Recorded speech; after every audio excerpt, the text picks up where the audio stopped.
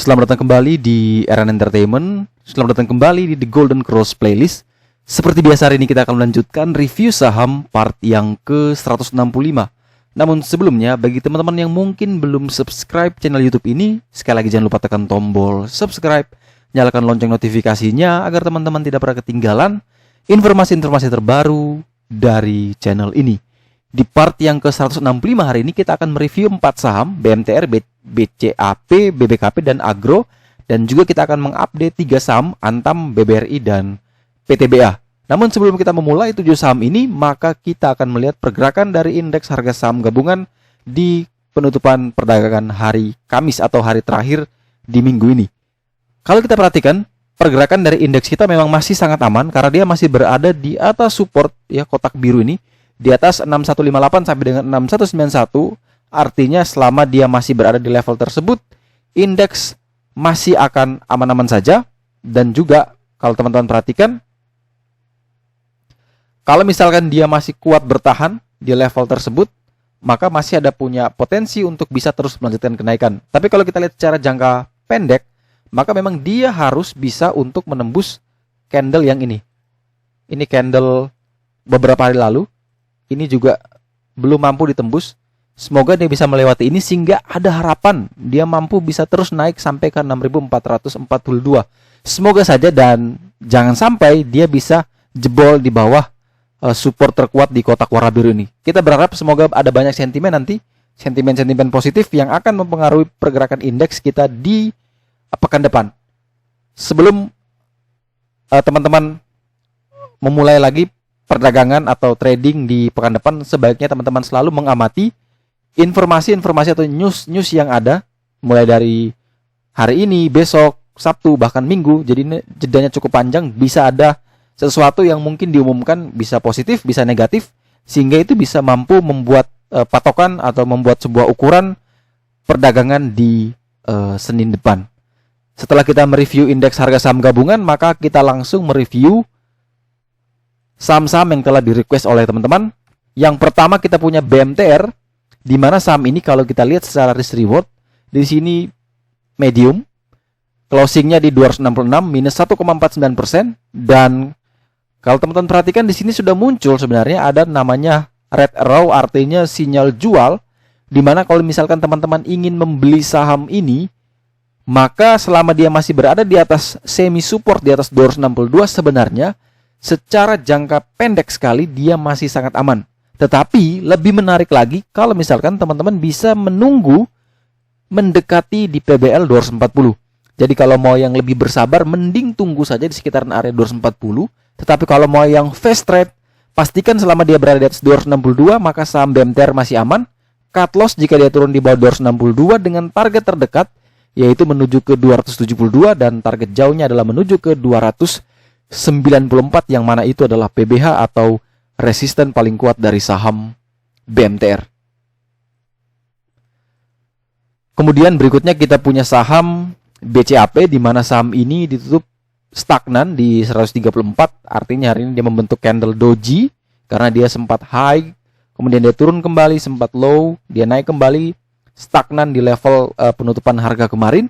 Di mana kalau kita perhatikan memang di sini dia memiliki support PBL dekat sekali di 127, sehingga risknya itu sudah dikategorikan sebagai low risk dengan potensial profit yang cukup lebar bahkan sampai menuju 194, yang mana itu adalah PBH atau resisten paling kuat dari saham BCAP. Jadi kalau misalkan teman-teman mau trading selama dia masih berada di atas 127, harusnya saham ini masih sangat aman untuk dikoleksi. Cut loss jika dia turun di bawah 127 bisa pasang di 125 karena itu adalah 40 hari harga terendahnya. Teman-teman bisa pakai di situ sebagai titik untuk cut loss, dan target kenaikannya itu menuju ke 194. Itu target jauhnya. Terdekat yaitu ke 141, di mana itu adalah trendline atasnya.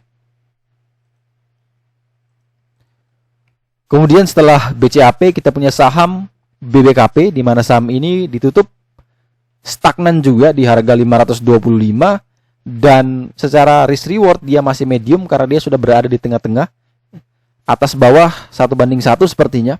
Sehingga kalau teman-teman yang mau beli, lebih recommended kalau di area 472 sampai dengan 488, ini jauh lebih menarik.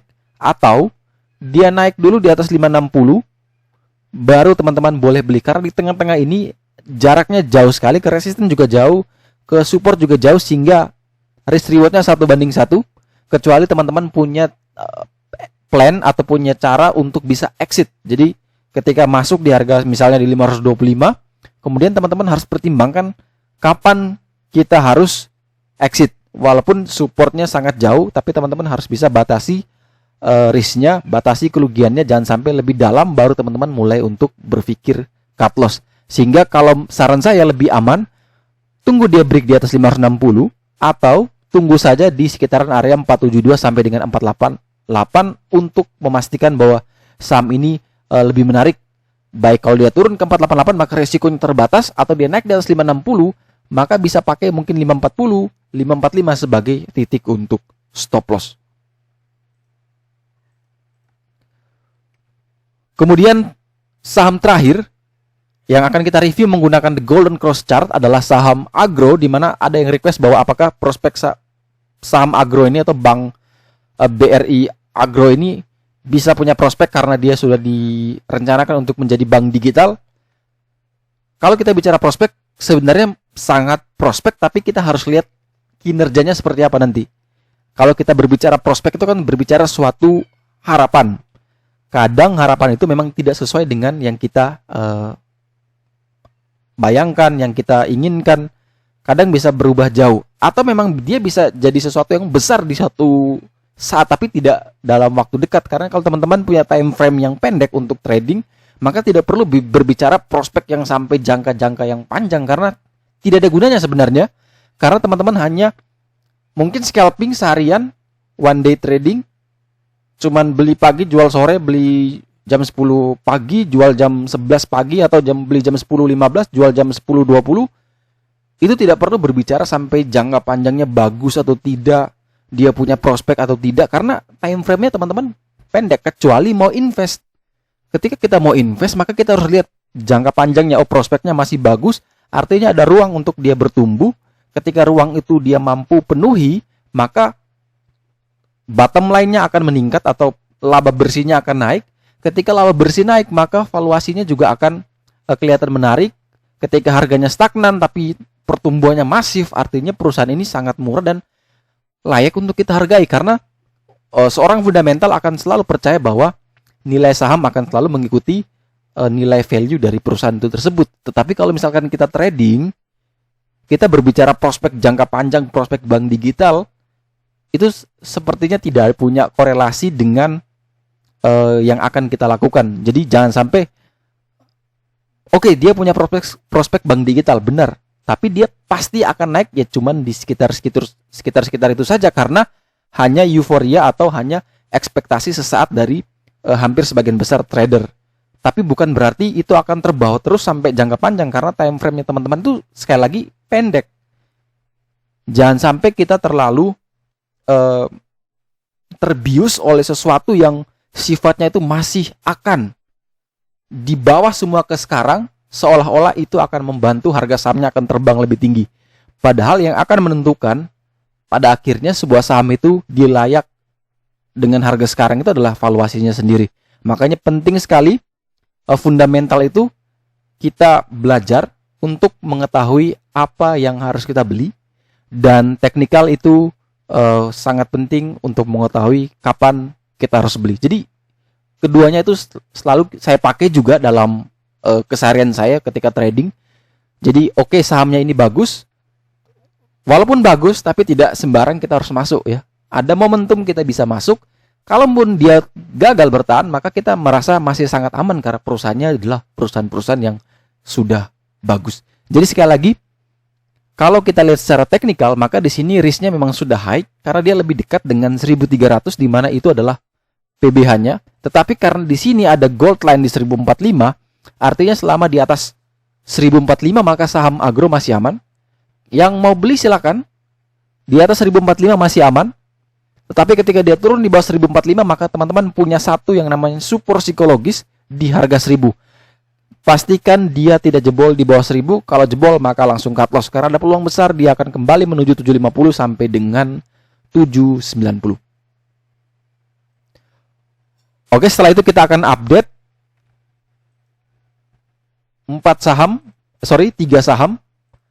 Di mana pertama BBRI hari ini kembali net buy asing hampir 200 miliar dari total seluruhan transaksi hari ini adalah 422 miliar. Artinya hampir 50% perdagangan hari ini itu net buy asingnya menguasai 50%. Dan ini sangat-sangat luar biasa. Sepertinya masih akan ada sesuatu yang menarik dari BBRI yang mungkin belum diungkapkan atau belum diberitakan, sehingga harga sahamnya masih bergerak pelan, tidak naik terlalu besar tapi juga tidak turun, masih sideways. Mungkin ketika itu diumumkan atau sesuatu itu dikeluarkan oleh media, maka saham ini akan benar-benar bisa melanjutkan kenaikan. Sekali lagi yang masih punya di harga bawah tetap hold, karena reason to buy kita adalah buy foreign flow. Maka selama foreign flow-nya masih net buy, maka kita tidak perlu khawatir atau tidak perlu takut untuk jual. Kemudian berikutnya kita punya saham PTBA, di mana saham ini hari ini juga sama ditutup minus tipis ya, masih net sell asing. Dan PTBA hari ini saya mulai masuk lagi di 2590 kalau tidak salah, dan itu mungkin kurang lebih 20% dari dana yang ingin saya alokasikan ke PTBA, sehingga saya masih berharap dia akan terus turun masuk ke area buy di warna pink yang kemarin kalau teman-teman perhatikan sudah saya informasikan di video tersebut. Kemudian yang terakhir yang akan kita lihat adalah saham Antam, di mana setelah kemarin tanggal 10 Februari dia mampu memecahkan rekor ya, net buy asing yang sangat besar. Hari ini dia jual tipis.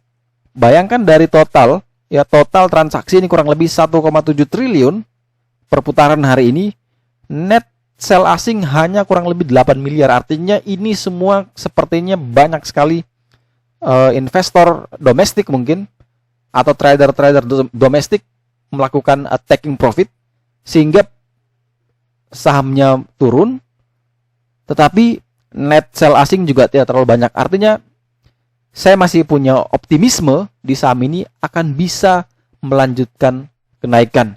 Tetapi dengan catatan, maka kita lihat di sini. Kita buka chart Antam, di mana setelah kita gambar kemarin, dia berhasil melewati 2.900, namun closing hari ini ditutup turun ke 2870. Artinya, kalau teman-teman yang mungkin beli dari bawah, ini mungkin sudah jual dulu 50% ya. Wanti-wanti kita jual 50%. Tetapi kalau teman-teman yang kemarin tidak mau masuk ya, tidak mau masuk di area 2.900 takut. Nah, ini kuncinya adalah kemarin 2.900 itu sudah jadi super kuat, sekarang dia menjadi resist lagi. Ini kesempatan buat teman-teman, karena ketika dia break di atas 2.900, silahkan buy. Targetnya kemana? Ke 3.200. Tapi selama dia belum naik ke atas 2.900, maka bisa tunggu di area 2670. Jadi opsinya adalah mau tunggu, silakan di 2670, atau ketika ternyata skenario-nya gagal, dia bisa naik di atas 2.900, ya beli di saat break-nya. Sesimpel itu. Jangan sampai ini dia masih di sini, teman-teman sudah pengen beli ya. Sebenarnya bisa saja asal teman-teman bisa menahan ya. Apalagi kalau uang dingin, itu harusnya bisa menahan, misalkan di obok-obok dulu ya, dibawa turun ke 2670 baru dinaikin lagi. Kalau teman-teman kuat harusnya bisa tahan, tapi kalau misalkan 2670 jebol, maka ya kembali ke 2530 dan mau tidak mau harus cut loss, dan ini harus terima risikonya. Karena belinya di sini nanggung ke resist tapi lebar ke support. Maka saran saya adalah buy on breakout, itu jauh lebih aman, atau tunggu saja di 2670. Jadi selalu kita pilih yang resikonya paling terbatas. Kecuali teman-teman ketika beli di harga sekarang misalnya di 2870, teman-teman mungkin bisa ke atas di 2850, 2830. Sah-sah saja. Tetapi itu sesuai dengan risk management atau resiko yang bisa teman-teman terima. Jadi sekali lagi, untuk Antam memang kembali tidak aman karena dia sudah turun di bawah 2.900, tetapi kita punya peta besar ya. Ini super paling super kuat ini 2670.